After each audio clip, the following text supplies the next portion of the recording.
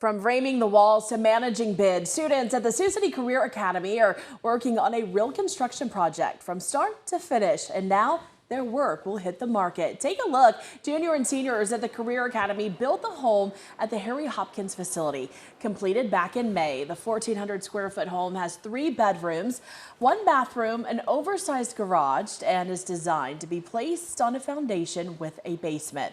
The house includes wider doorways and other features to make it more accessible for people with disabilities.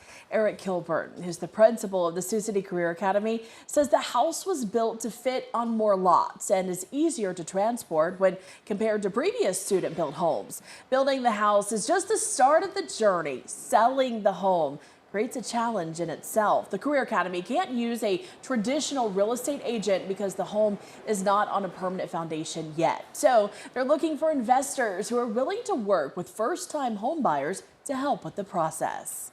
We've worked really hard to foster the business partnerships, work with the community members, work with potential home buyers, work with Habitat, work with the city on all of these little things that the most important thing, the most important ingredient is graduating kids with work-ready skills.